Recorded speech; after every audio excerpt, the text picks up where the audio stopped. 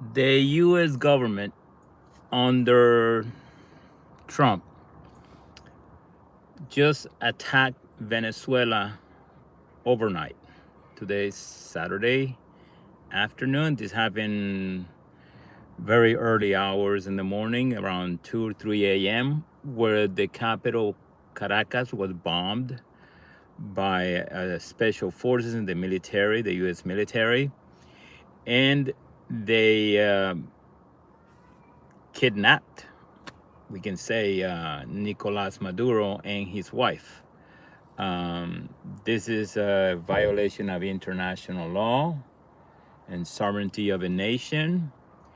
Some people may be pleased because Maduro um, was a dictator who was many saying were saying he was destroying the country. He was not a good leader. He We can say allegedly, but I'm pretty sure most people know that he cheated on the last election. He was not the rightful winner because he refused to have international monitors and watch auditors that make sure that elections are fair and accurate. And he never showed proof that he won. So on that end, he sort of uh, doomed himself to have this happen to him now.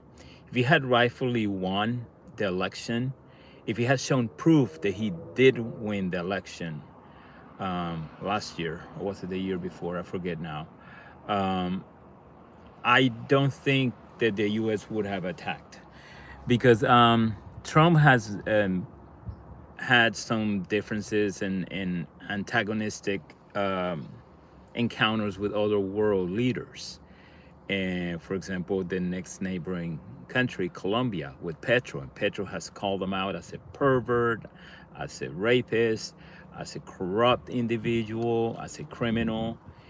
And there would be no way he would threaten to attack Colombia, even though many people don't like Petro's socialistic approach and left-leaning policies.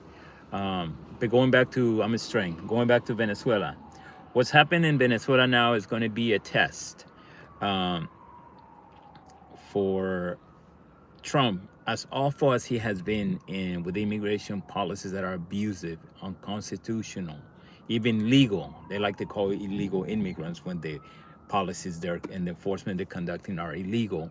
Other things that he has done that have hurt the nation are tariffs that have kept inflation high and prices going higher. So not only that, but the economy overall, rent, homes, everything that we all know about, and many other things.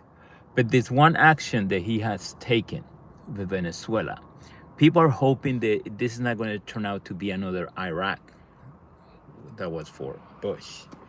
Would remember when Bush came out and had that big sign in the back of a big ship that said "Mission accomplished." This is maybe about 2 3 months after invading and attacking and capturing Saddam Hussein. What happened yesterday was very quick. It was way more quick. Also, with what happened with General President Noriega of Venezuela about 30 years ago, when the U.S. forces came and did pretty much the same. Attacked Venezuela. They came and took him, and they processed him and judicially and found him guilty for uh, drug smuggling, drug trafficking, and other corrupt charges of corruption. And now we have a similar situation in developing with Maduro. He's being accused of all these charges of being a drug trafficker. Some of it is not really proven. People knew back then where Manuel Noriega was involved in drug trafficking, and there was proof. Right now with Nicolas Maduro, that is not as certain. There are allegations also that some of the people in his cabinet were involved in drug trafficking and connected with drug cartels, maybe from Colombia. But Venezuela has never been a nation known for drug trafficking. And then just a side point, all the boats that Trump was bombing. A lot of those boats that were bombed, they were fishermen, and if they were boats carrying drugs, most of the drugs tend to go to Europe or Africa. So he was bombing boats for, I don't know, defending Africa, Europe, but that's not his style. He was sent to distract from the Epstein files. That's another one that's is hurting him. Now, given what happened now, this is a gamble for him. If this doesn't turn out to be a civil war, but there's guerrillas and you know, the gangs like Tren de Aragua who are connected with Maduro and destroying the USA and with the illegal immigrants and destroying Venezuela. We'll see if Tren de Aragua gang and guerrillas are going to stand up and fight against Trump, because that's what happened in Iraq. Iraqi people didn't care who USA was or Bush was. They said, we're going to defend our nation. And then you had terrorists, you have millions of people died. It was a war that was never won. So we're wondering if that's going to happen now. But we have to consider the cultural makeup of Venezuela, or Hispanic makeup of the culture in the Venezuelan nation. If people have the bravery, the courage, the integrity, the warring attitude to fight for something that's clearly legal. As much as they dislike Maduro, what has happened here is completely illegal. It's like when you commit a crime because somebody else is committing a crime. It's sort of like going and killing somebody yourself just because this person stole or killed somebody else. It's illegal. So the act itself is an illegal violation of international law once again. Yes, people, I'm sure they're happy that Maduro is gone. And some of those Venezuelans, you see the wealthy type, the oligarchs that were put down when Chavez took over, they're happy that this happened. People like Maria Corina Machado, the one that won the Nobel Peace Prize. She and then Guaido, I forget, is the man that ran for office last time. I think he lost. Also Capriles and a lot of other figures that I'm sure they're happy that this has happened in a way. Others not so much. Again, I've spoken to some people and they said two things. There are a little bit of assumptions and things going on. Some people say that Venezuelans don't have it in them to send that for themselves. That they're going to let this flow. They're going to let some puppet government take over. That's just beneficial to U.S. American policies. They're going to benefit the USA.